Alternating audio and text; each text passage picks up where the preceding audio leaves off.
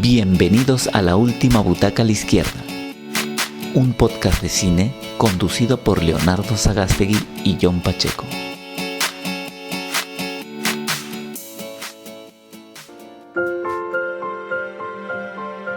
Aunque el resplandor que en otro tiempo fue tan brillante hoy esté por siempre oculto a mis miradas, aunque mis ojos ya no puedan ver ese puro destello que en mi juventud me deslumbraba, aunque nada pueda hacer volver la hora del esplendor en la hierba, de la gloria en las flores, no debemos afligirnos, porque la belleza subsiste siempre en el recuerdo. Hola amigos, ¿cómo están? Soy Leonardo Sagástegui y esta es una nueva edición de nuestro programa de La Última Butaca a la Izquierda. En esta ocasión vamos a conversar de un tema que nos han pedido nuestros espectadores, que es el de los dramas románticos. Hemos podido escoger algunas películas con la ayuda de algunos participantes que escuchan nuestro programa, y nosotros también hemos aportado algunas películas, ¿no?, de las cuales vamos a hablar en esta ocasión, ¿no? Y vamos a empezar con la primera película. Bueno, sí, añadiendo a lo que tú dices, este género que vamos a comentar hoy día, que es el drama romántico, trata sobre la vida misma del ser humano, ¿no? Que es tragedia, que es comedia, ¿no? Entonces es tan universal estos avatares en el ser humano que el cine los ha recogido desde sus inicios. Es un género que no ha perdido vigencia. Hay muchos géneros que han perdido vigencia, el western, los musicales, pero el drama romántico existe porque es tan universal, tan antiguo, y lo va a seguir siendo por mucho, mucho tiempo. Así que hay muchas películas que han abordado esta singularidad del ser humano con mayor o menor creatividad o lucidez, y de eso vamos a hablar precisamente con las películas que el público lo ha elegido. Leo. Sí, y vamos a empezar ya de una vez con las películas que hemos escogido, y siempre empezamos en orden cronológico. Esta película es del año 1955 y se titula Marty. Esta película ganó en su año el premio Oscar, ¿no?, a mejor película, a director, actor y guión. Y fue una sorpresa también en ese momento, ¿no?, porque es una producción relativamente pequeña, sin grandes escenarios.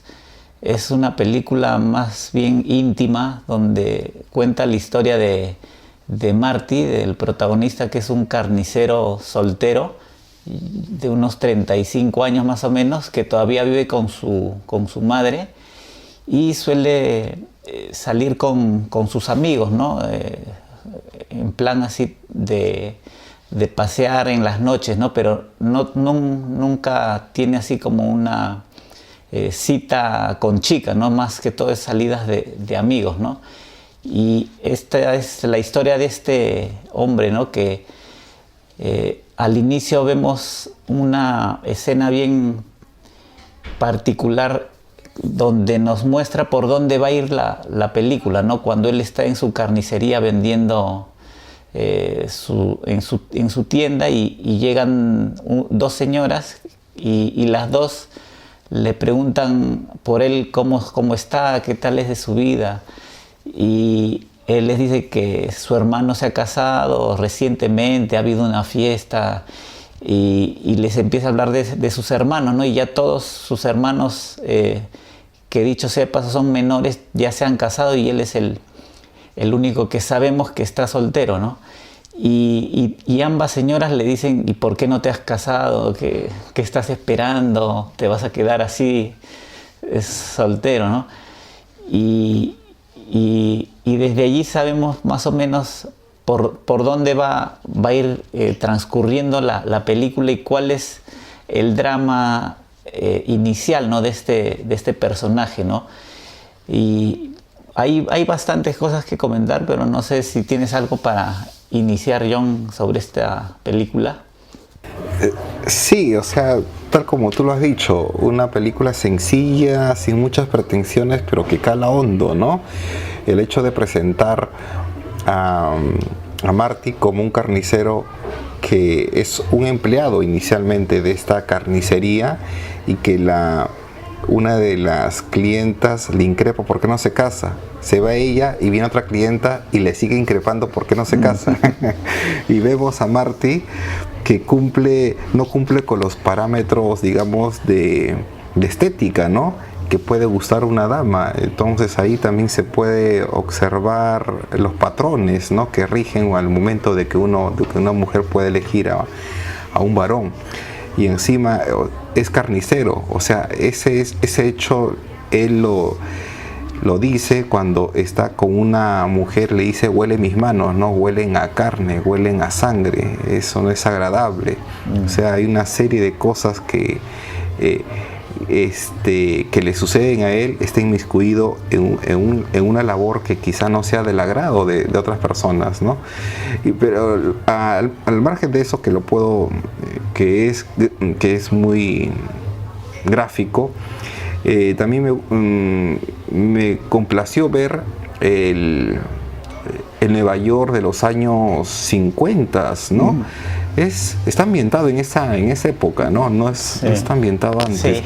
Es donde todos los jóvenes visten de terno, van a buscar chicas a una especie de salón de baile donde se visten elegantemente, hay una orquesta que toca. Esa cosa se ha perdido. Ahora pues es otro el mundo donde se suele ir para buscar chicas, para buscar pareja. Entonces esas cosas quizá por eso también gustan esta película, por ese hecho de evocar ese Nueva York o ese mundo perdido que ya no se ve ahora muy fácilmente, y de los que cuentan los abuelos, ¿no? De que cuando un hombre cortejaba tenía que pedir permiso a los papás para sacar a bailar a una chica antes de pedir permiso primero a la chica. Son cosas que uno observa o uno se recuerda al ver esta película. Voy a comentar otra cosita, pero Leo, te doy el pie a ti para que hables un poco más de Marty, que siendo sencilla hay cosas más que decir de esta película. Sí, también comentar que yo ya había visto hace varios años la película, y para mí ese primer visionado fue una grata sorpresa, ¿no? Porque uno suele imaginarse películas de esa época, películas tipo, de repente, dramas como Ben-Hur o del film noir, que es el cine de gángsters, ese tipo de películas, o tipo películas de Humphrey Bogart, ¿no? De detectives, esas cosas, pero esto es algo distinto que se ve de esa época, ¿no?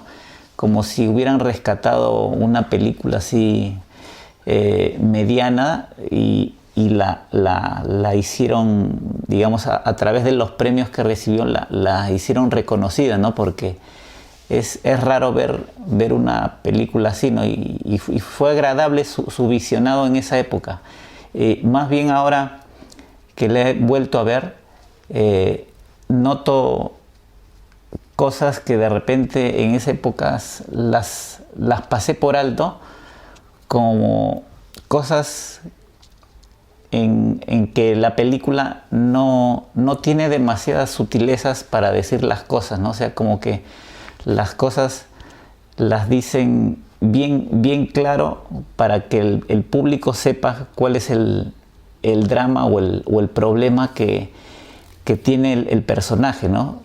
También hay, por ejemplo, escenas donde se empieza a conocer con la chica con esta chica que conoce en la discoteca, en el salón de baile, como que ambos se empiezan a autocompadecer, ¿no?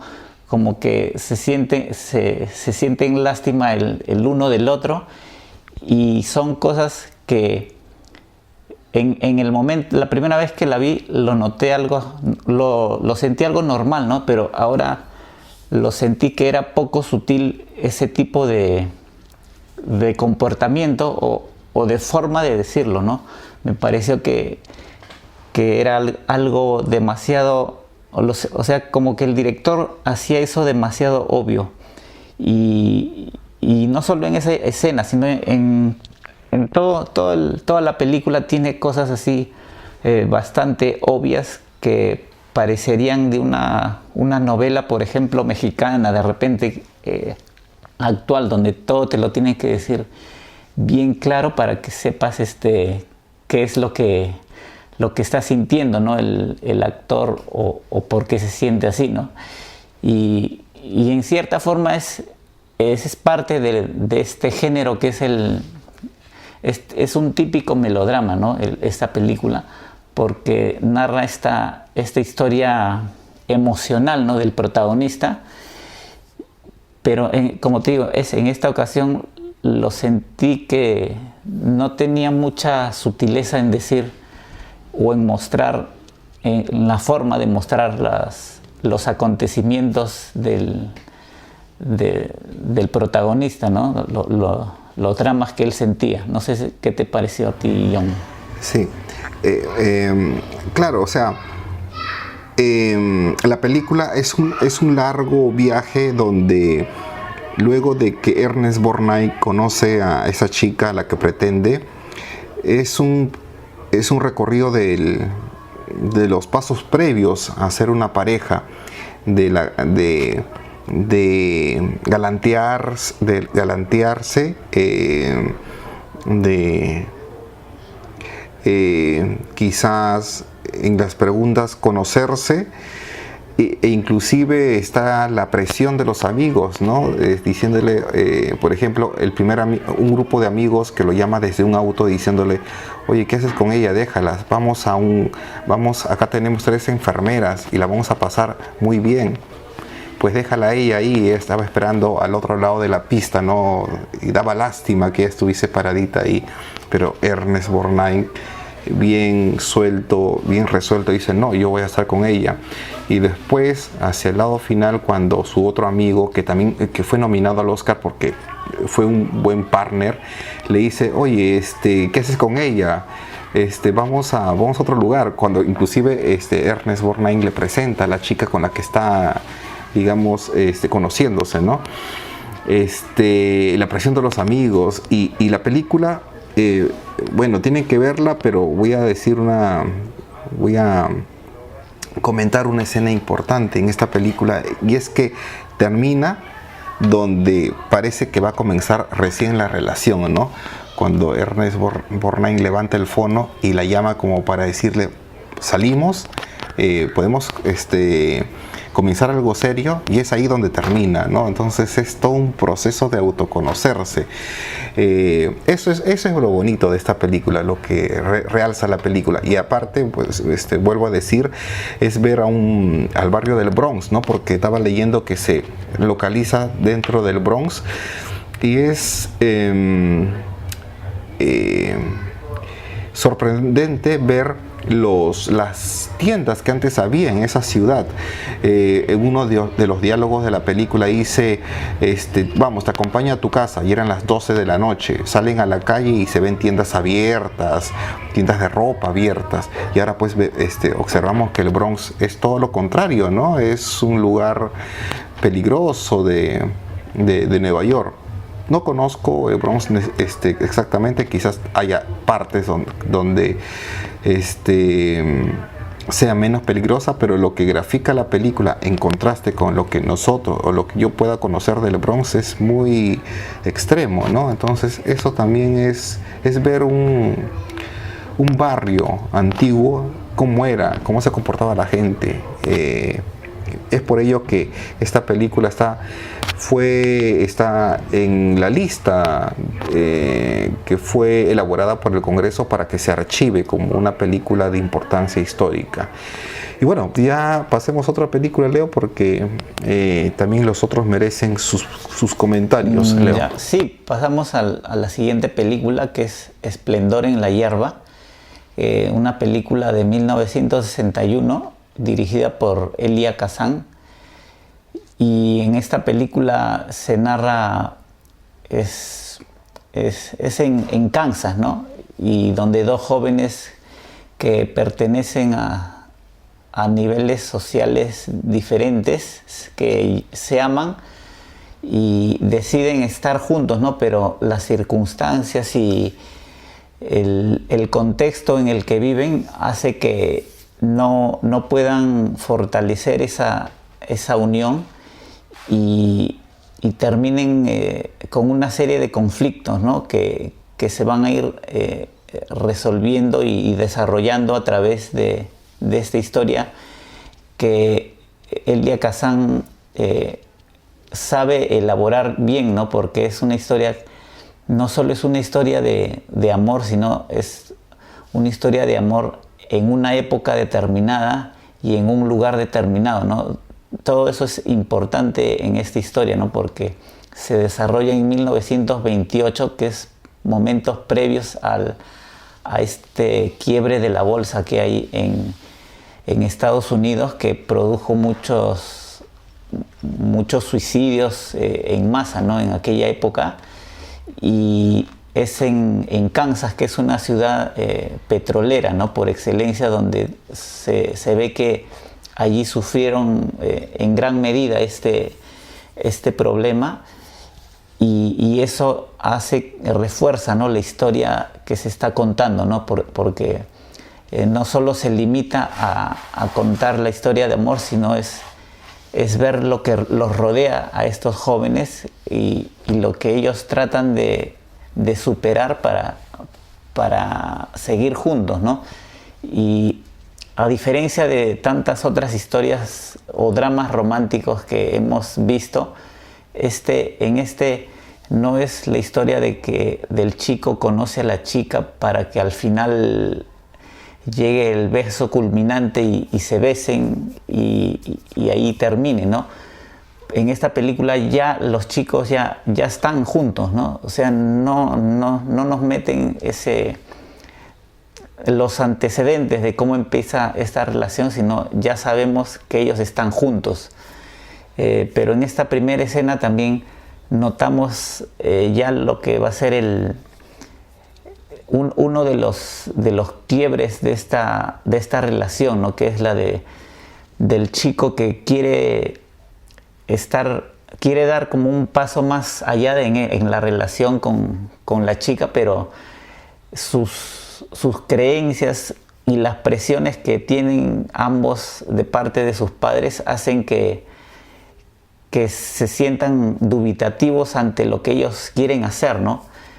Y este freno que ellos perciben de los padres y de todo lo que los rodea a ellos hace que sea el inicio de esta ruptura que se percibe que podrían tener, ¿no?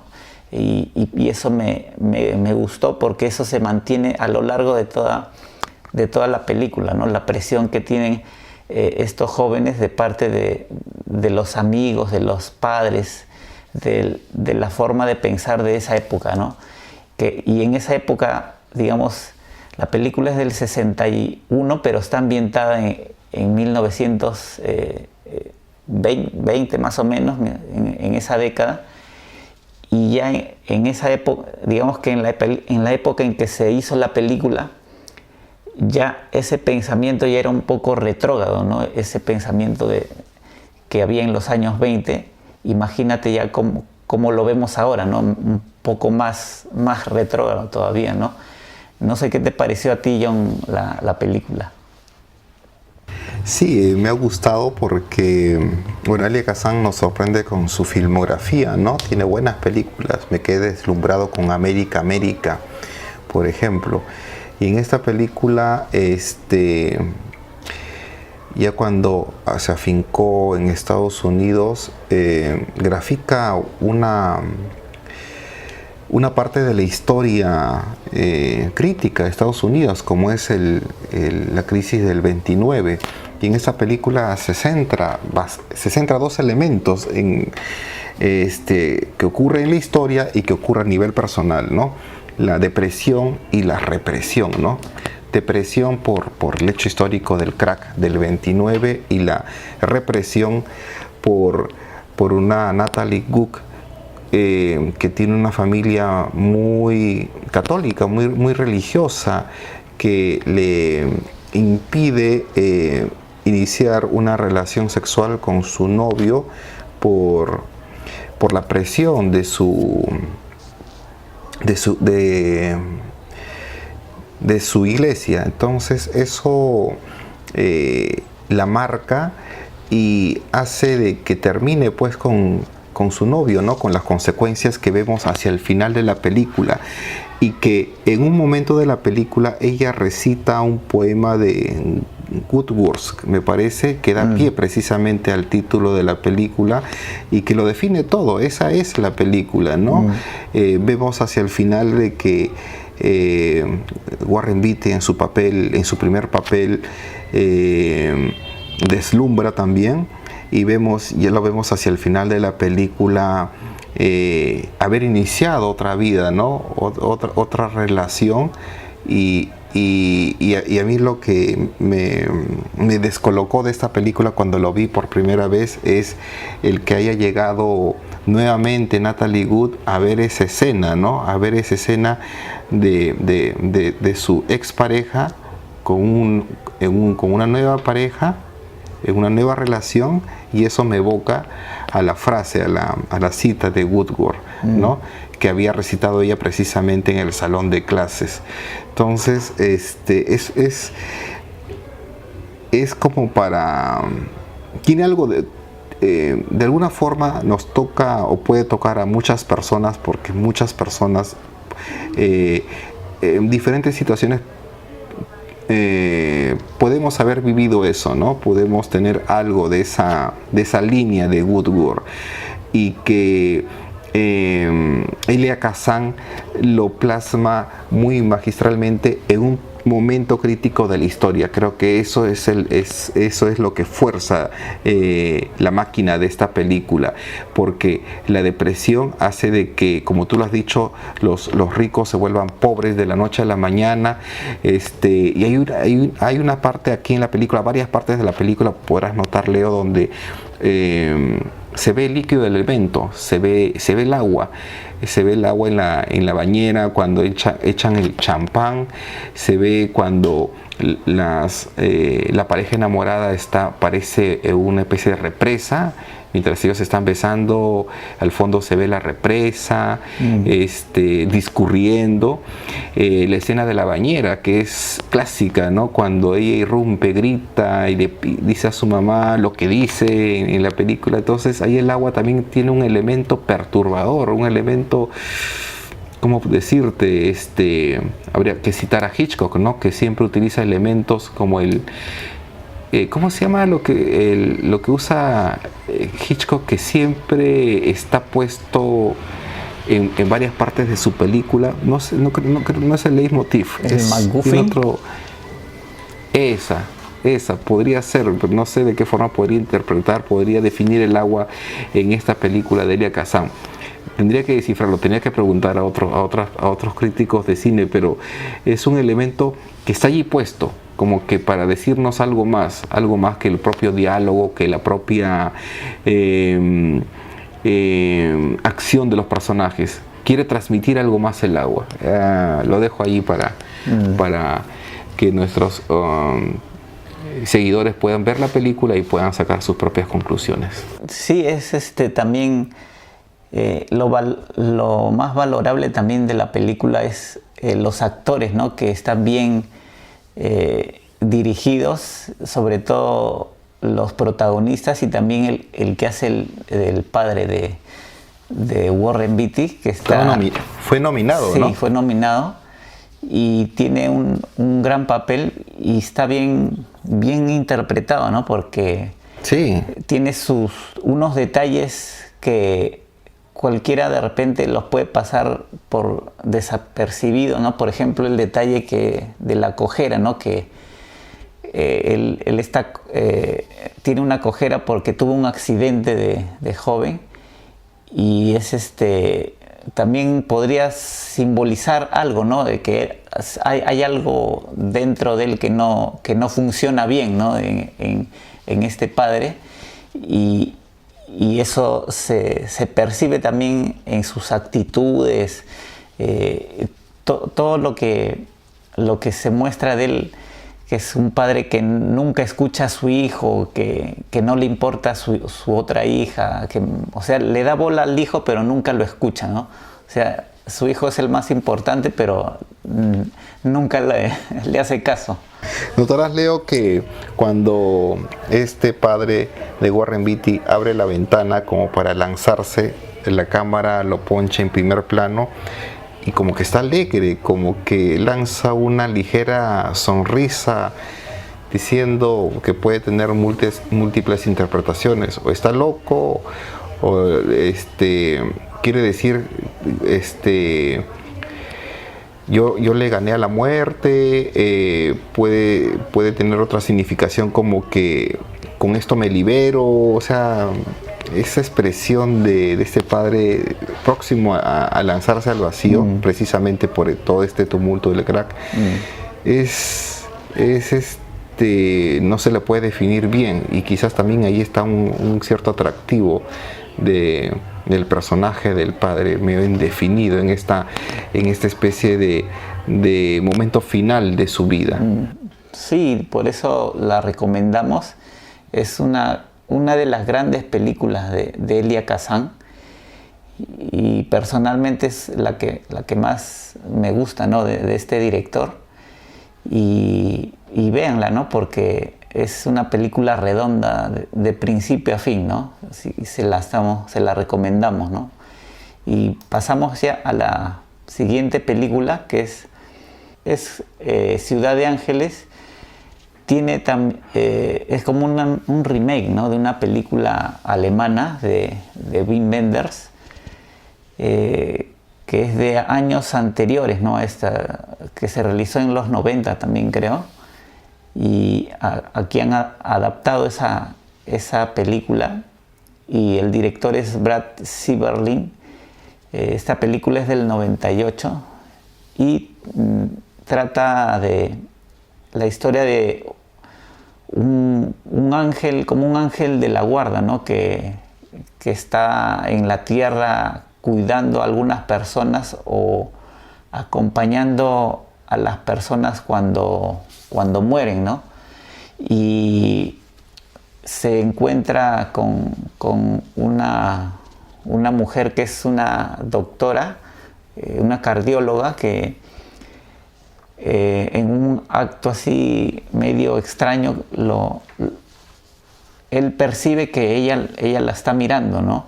En un momento importante al inicio, ¿no? de la película, donde ella está tratando de salvar la vida de una persona, y ella hace como un gesto, como diciéndole que no te la vas a llevar, ¿no? Entonces, a partir de allí, como que hay una chispa en él donde percibe que alguien lo puede percibir a él, ¿no? Porque él, a lo largo de toda su permanencia que ha estado allí en la tierra, nunca ha percibido, nunca las personas lo han visto, ¿no? Porque es como un ángel, ¿no? Y él conversa también con otros ángeles, sobre todo con un ángel que es como su amigo, y allí, a través de estas conversaciones, nos damos cuenta de cuáles son las reglas de la película, ¿no? que estamos viendo, ¿no? Y este momento donde ella parece que lo está mirando es como el inicio del proceso de enamoramiento, ¿no? que tiene él para con ella, ¿no? Y allí van a empezar a a tener como una especie de conversación entre ellos, ¿no? Y hasta que él va a tratar de ser una persona normal, quiere dejar de ser un ángel para vivir con ella, ¿no? No sé qué te pareció, John, la película. Sí, como tú lo dices, es un remake de Wim Wenders, que es El cielo sobre Berlín, que a su vez también fue un remake de propio Wim Wenders de Tan lejos y tan cerca. O sea, Wim Wenders hizo dos versiones, una versión más de su propia película, y muchos años después ya llegó a Hollywood con esta versión, ¿no? Ya más comercial, ¿no? Con actores más del medio, más conocidos del medio, Melanie Griffith, No, es Meg Nicolas Ryan. Cage. Meg Ryan es la actriz. Son iguales. Pensé que era Melanie. Tienes razón, no es Melanie Griffith, es Meg Ryan, así es. Es de cuando Harry conoció a Sally, ¿no? Es la misma actriz. Sí, ella es, digamos que es la actriz de moda de los 90s. de los dramas románticos de los 90. De los 90s, así es, así es. Bueno, y sí, pues es una película que se deja ver, tiene momentos quizá un poco lentos, donde funciona, yo siento que donde funciona más la película es cuando Nicolas Cage interactúa con otros personajes con sus propios compañeros ángeles, con un paciente que también fue ángel como él, donde se conoce más la naturaleza de por qué va a hacer esto Nicolas Cage, lo que hace ya a la mitad de la película, que la propia relación sentimental que ocurre entre Meg Ryan y Nicolas Cage. Funciona en un inicio, pero después decae porque es un poco empalagoso ya este desarrollo, puede resultar muy edulcorado. Como dije, funciona mejor en otros momentos. Inclusive yo siento que es un poco extensa, 2 horas, debió durar 1 hora y media para ser más redonda la historia. Pudo haber terminado así, pero en líneas generales lo que tú dices tienes razón, ¿no? Es un personaje, es un ángel que hace el bien, pero un grupo de ángeles que habitan en la tierra, que hacen el bien, pero nadie los percibe, nadie se da cuenta de su presencia. Recién en momentos intensos es donde la persona que está próxima a morir o la doctora, que un frenesí, un momento climático donde está tratando de revivir el corazón, por ahí cruza la mirada con este ángel, siente la presencia de esta persona, de este espectro. Entonces es un ángel pues que desea conocer más la vida mundana que nosotros llevamos. Quiere conocer un poco el sentir, cómo es el cigarrillo que uno fuma, el que cuando se corta con el cuchillo que brote la sangre, ¿no? Quiere sentir esa sensación que todos deseamos evitar. Entonces, como te dije, son en esos momentos de desconcierto, de curiosidad, de esta camaradería con sus pares y con los pacientes, donde me es más nutritivo, más digerible verlo, esta película, Leo. Sí, como dices, tiene momentos en que a Nicolas Cage lo noto demasiado cursi, ¿no? O como que tiene acciones o diálogos un tanto edulcorados, ¿no? Y como que no se le cree mucho o no nos dan muchas razones para para pensar de por qué él la desea tanto, ¿no? O sea, solo por el simple hecho de haberla, de que ella lo haya percibido un instante, ¿no? O sea, no me pareció, digamos, algo creíble, ¿no? Para que él haga todo lo que hace después, ¿no? Y también, como dices, hay momentos que se siente como un poco lenta, ¿no? O sea, como que no avanza la historia y tal vez si hubiera sido un poco más corta la película hubiera sido más... no se hubiera percibido eso, ¿no? De que se extienda un poco, ¿no? Y bueno, es una película, como comentamos, una adaptación. Yo sí pude ver, no las dos películas anteriores, pero sí vi Tan lejos, tan cerca, y no se parece mucho, ¿no? a esta película. Esta película es más, como su nombre lo indica, y como el tema que hemos propuesto, que es drama romántico, ¿no? La otra película era un tanto más introspectiva, ¿no? En cambio, esta la han tratado de hacer más digerible y más espectacular ante la audiencia, ¿no? O ante su público objetivo, ¿no? Que de ser una película de amor, tal vez, ¿no? Entonces, por eso la han endulzado más de lo necesario, ¿no? Y bueno, ¿no? Digamos que es una película que se deja ver, sin embargo no es una adaptación que se respete, ¿no? o que respete al original, ¿no? Sino han querido aprovechar el éxito de esa película para hacer algo ahora, ¿no? Y lo siguen haciendo hasta ahora, siguen cogiendo películas de otros países para hacerlas a su modo. Creo que todo esto lo hacen con tal de no leer los subtítulos, creo, los norteamericanos, ¿no? Lo hacen para hablarlas en su idioma nada más, porque después no le veo otra razón de ser.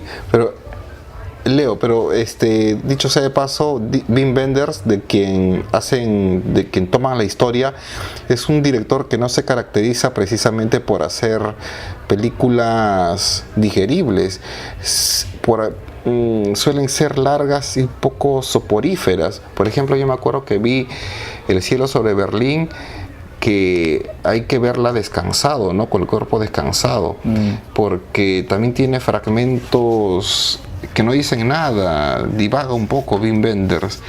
Yo me vi una película de Wim Wenders que se llama Hasta el fin del mundo, que dura sus 3 horas, y en buena parte del metraje es un road movie lento, aburrido. Yo recomendé esa película, pero luego cuando la vi me arrepentí de haberla recomendado porque era soporífera.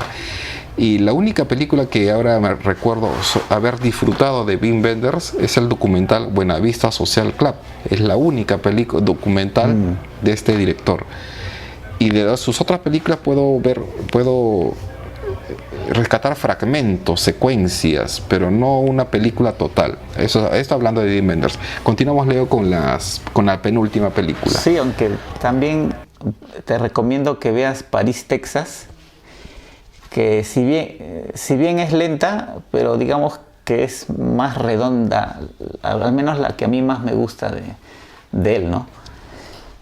Y bueno, ya hablaremos de repente en alguna otra oportunidad de ella.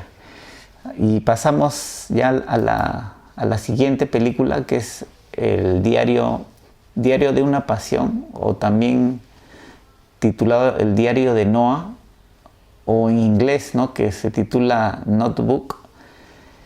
Y esta película es del 2014 y la dirige Nick Cassavetes. Esta película protagonizada por Ryan Gosling y Rachel McAdams, narra la historia. Empieza como en una residencia de ancianos, donde un hombre le lee un diario, ¿no? O un libro a una anciana también, ambos ya son mayores de edad, y le está contando como la historia que hay en este cuaderno o libro, ¿no?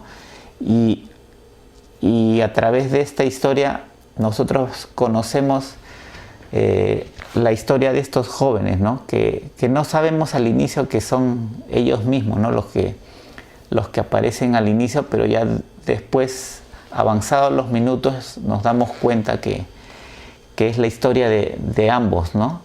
Y es la historia desde el momento en que se conocen, en los años 40 más o menos, hasta después de la Segunda Guerra Mundial, ¿no? Y es esta historia de amor-odio, ¿no? Que se tienen estos jóvenes, que también se ven alejados por una serie de circunstancias similares a las que vemos en Esplendor en la hierba, ¿no? Que es las diferencias sociales, ¿no? Ella, en este caso, ella es la chica acomodada, con dinero, que tiene un futuro ya casi programado, ¿no? De ir a cierta universidad, de estudiar tal cosa. En cambio, el joven es alguien que vive, por decir, el día a día, ¿no? Que vive el momento actual, ¿no? Y no tiene mucha proyección a lo que va a ser su futuro, porque las circunstancias de él son distintas, ¿no? Él tiene que trabajar en lo que pueda, y viven este amorío, como un amorío de verano inicialmente, y que luego se va extendiendo, ¿no? No sé qué te pareció, John, a ti la película. Esta película tiene su atractivo en que se sucede en los flashbacks. Por ejemplo, comienza con, como tú lo dices, con esta residencia de ancianos, donde habita esta señora, esta anciana, y que luego ingresa a su habitación otro anciano para contarle el capítulo donde se quedó el día de ayer, ¿no? Para seguir contando la historia una historia de amor X. Y como también lo has dicho, descubrimos hacia la mitad o un poco antes que esos ancianos son ellos, los protagonistas de este diario son estos mismos ancianos, ¿no? Muchos años antes, y que habían vivido en ese mismo lugar.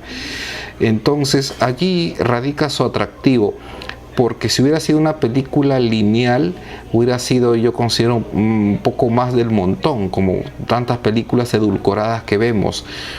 Y cuando observamos que la película se sustenta en estos flashbacks, donde el varón cuenta lo que dice su diario, el diario de Noah, el varón se llama Noah, y la mujer escucha, pero la mujer tiene un problema. La mujer sufre de Alzheimer y no recuerda su vida pasada.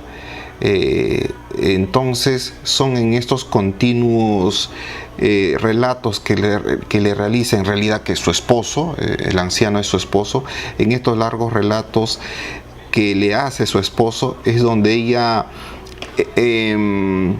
evoca, puede recrear la vida de estas parejas, donde ella no sabe siquiera que esa pareja que está narrando su esposo son ellos mismos.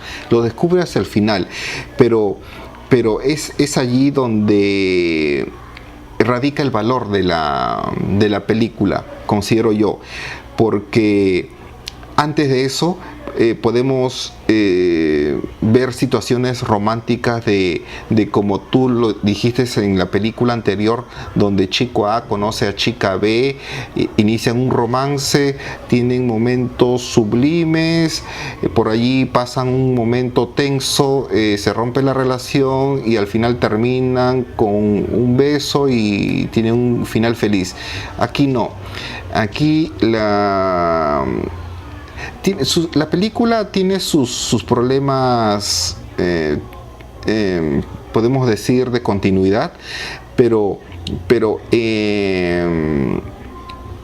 es encantador ver cómo la pareja puede sustentar la historia de estos dos jóvenes, en el sentido de que, bueno, también tiene un actor soberbio, James Garner, ¿no? Al que hemos visto en Cowboys Space, ¿no? Con Clint Eastwood, precisamente. Entonces ya es una garantía de una película que se sustenta en la actuación. Entonces eso básicamente por El diario de una pasión, que si extrapolamos esta narración de estos dos viejos, como que la historia de los jóvenes pierde piso, Leo. Sí, y aquí también vemos ligeramente el contexto en el que se desarrolla no es muy bien aprovechado, ¿no? Por ejemplo, como en el caso de Esplendor en la hierba, que hay bastante de lo que sucede alrededor de ellos, ¿no? En cambio acá, por ejemplo, el momento de la guerra donde él va a luchar no se percibe como algo vital en la historia, ¿no? Tal vez uno podría pensar que allí puede que muera, ¿no? O algo parecido, pero nunca sucede algo riesgoso, ¿no? Para el protagonista, ¿no? Y también los personajes, en este caso los padres de ella, se sentían un poco estereotipados, ¿no? Como que no tenían razones o no se veían las razones de por qué eran así, ¿no? O sea, eran los típicos papás que, al menos en el caso de la mamá, la típica mamá que no le hace caso a su hija porque su novio no tiene plata y no tiene clase y no tiene nada, no tiene, como quien dice, dónde caerse muerto. Entonces esa mamá es la típica mamá que no está de acuerdo, ¿no? con eso y no vemos mayor profundidad en los personajes secundarios que rodean a los protagonistas, ¿no? Cosa distinta a la película anterior que comentamos. Y por ejemplo hay un momento que también me pareció un poco forzado, cuando la mamá casi en la parte final está por darle permiso, ¿no? Para que se quede finalmente con Noah. Ellas están en un auto y al fondo, a lo lejos, ven a un hombre ya mayor, donde la mamá le cuenta que ella estuvo enamorada, ¿no? de esa persona, y sus papás también no le dejaron, ¿no?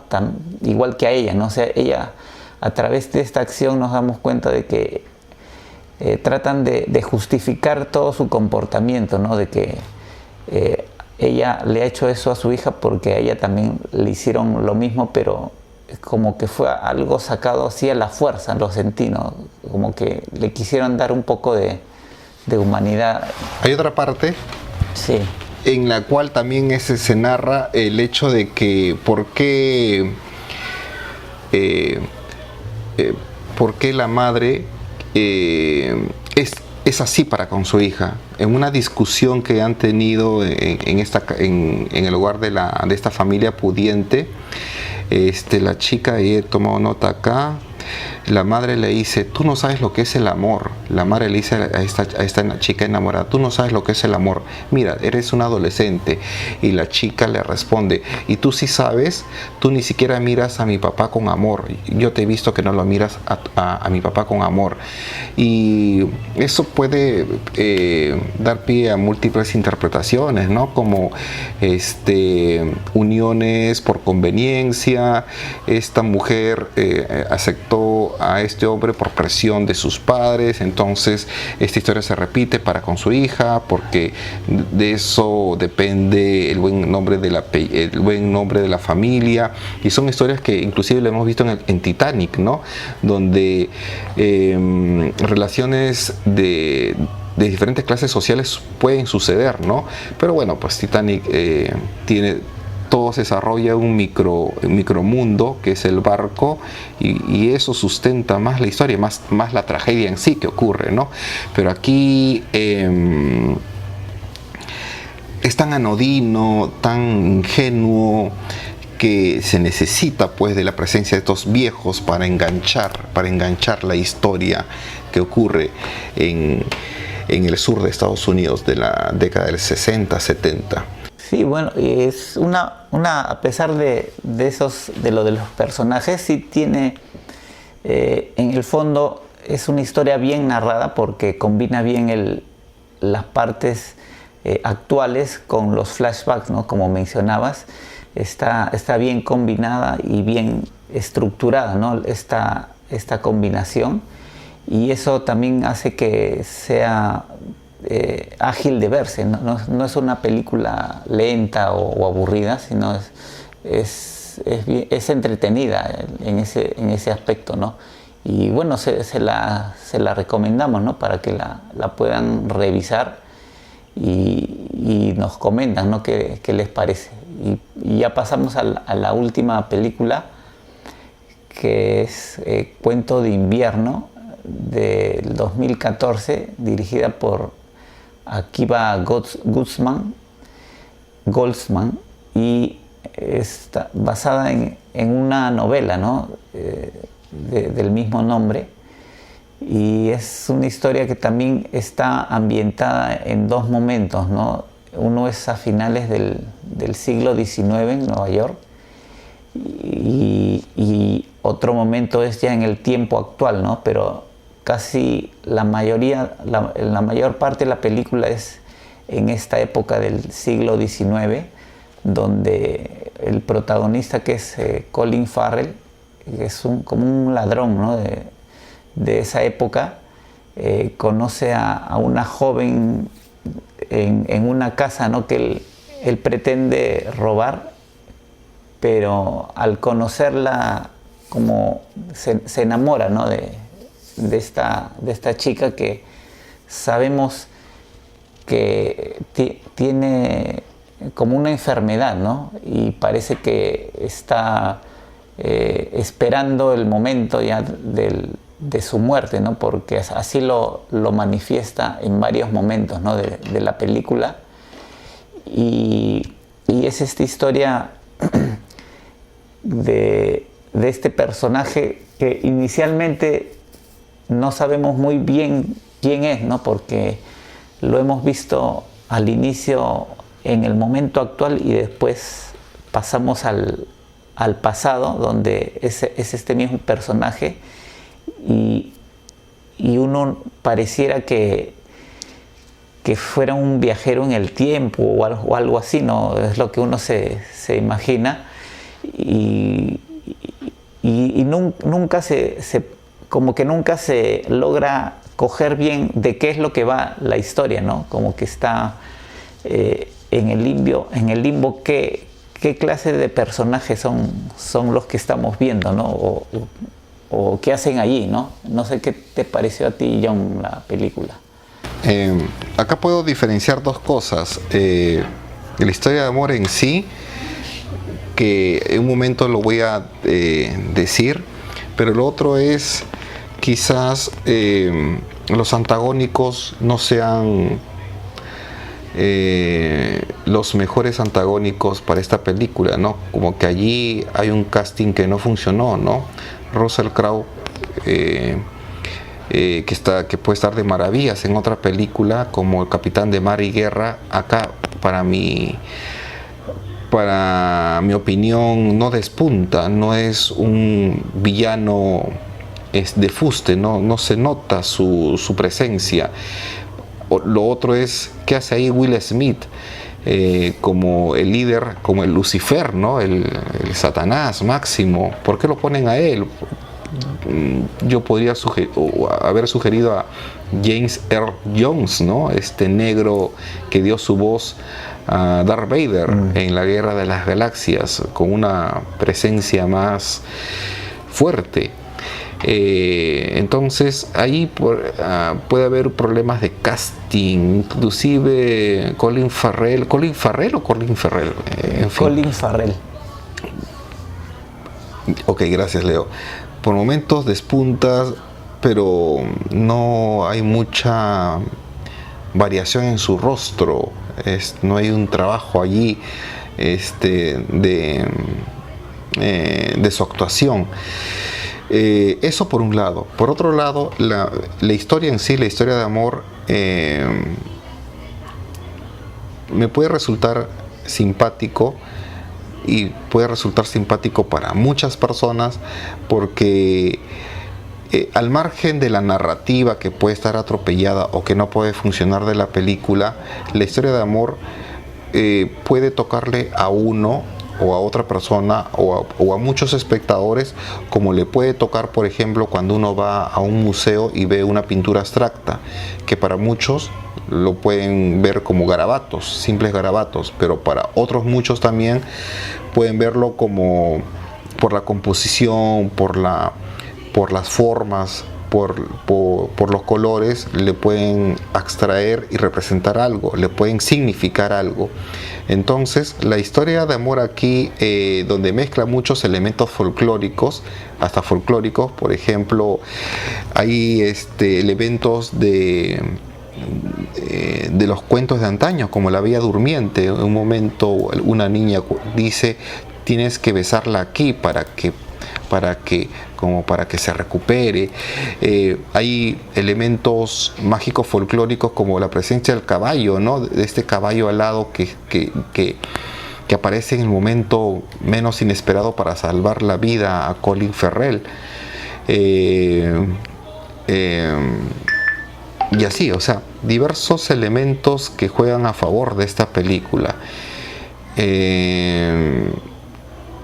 Hay muchos, y precisamente por tener muchos elementos desconexos, puede de que el espectador atento no se disperse, no preste atención. ¿Qué me están contando? Como tú lo dices, es una historia de amor, es una historia de ciencia ficción, es un viajero del tiempo, es un ángel enamorado. ¿De qué se trata? ¿De qué miércoles se trata esta película? Ayúdenme, o sea, como que si necesitara una guía, ¿no? Para poder entender esta película. Eso para el espectador fiel, para el cinéfilo del papel y lápiz, pero para una persona enamorada puede sacar muchos elementos que le pueden significar algo. A mí, personalmente, tiene algo que me puede significar, tiene varios momentos que me pueden significar algo, pero como película redonda quizás no cumpla todos los parámetros que a mí me puedan gustar, ¿no, Leo? Sí, como mencionas, tiene elementos dispersos, ¿no? Como de varios géneros. De repente uno pensaba que este era un viajero del tiempo por esta escena inicial, ¿no? Que se ve en la actualidad.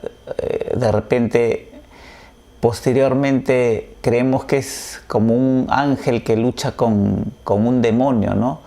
Y después también la historia que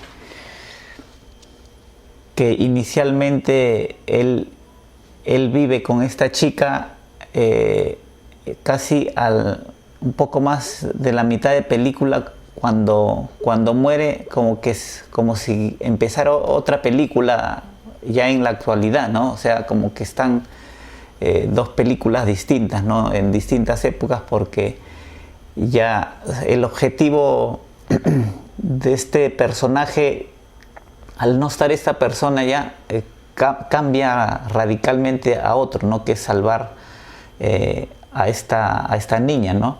Entonces, todas las intenciones iniciales que deberían tener un personaje, ¿no? Que desde el inicio nosotros debemos saber qué es lo que aspira para que haya un desarrollo, un desenlace y un final acorde como que está roto, ¿no? por esta rotura temporal, ¿no? que hay, que primero se cuenta una historia y luego el otro momento ya actual, ¿no? También el personaje interpretado por Russell Crowe como que es el típico malo por gusto, ¿no? O sea, no tiene razón de... No hay motivación allí de su maldad. Simplemente lo han hecho así para que asuste más. En algunos momentos le cambian la cara, le ponen colmillos así por un segundo para hacerlo más terrorífico y prácticamente es una pérdida de talentos, ¿no? Porque son buenos actores, ¿no? Solo que no los han sabido aprovechar, ¿no? Pensar que estaba Martin Scorsese voceado como el primer director de esta película y después rechazó esta propuesta y llegó a las manos del director Cassavetes. ¿Qué hubiera sido esta película en manos de Scorsese, no? Aquí el problema es la narrativa, que hay un conflicto allí. Bueno, ya creo que hemos concluido y también estamos pasando de la hora. Creo que esto ha sido todo por hoy, Leo. Sí, eso sería todo por este programa y los invitamos siempre a seguirnos en nuestras redes, en Twitter, en Facebook, en Instagram y en YouTube sobre todo, ¿no? Porque ahí vamos subiendo todos estos programas y pueden suscribirse, ¿no? Allí también seguirnos en Spotify, donde también están todos nuestros programas, y sigan sugiriéndonos, ¿no? Algunos temas para conversar de diferentes temas, no solo dramas románticos, ¿no? Sino películas también antiguas o ciclos de algún director o de algún país, ¿no? que deseen que revisionemos y comentaremos por aquí, ¿no? ¿Algunas palabras finales, John? Bueno, no nada, sumando a lo que tú dices, esperamos que nuestros amigos puedan sugerir temas. Acá tenemos a nuestro asiduo, después de tiempo, Eduardo Ciudad, que se ha unido a nuestra transmisión. Es un antiguo espectador nuestro y saludando también a nuestro fiel seguidor, a Eduardo Sagástegui, Lalo Sagástegui. Y con ustedes desearles muchas gracias por su tiempo y buenas noches, Leo. Sí, eso sería todo por nuestra parte y ya nos estamos viendo en una próxima oportunidad. Chao. Buenas noches, amigos.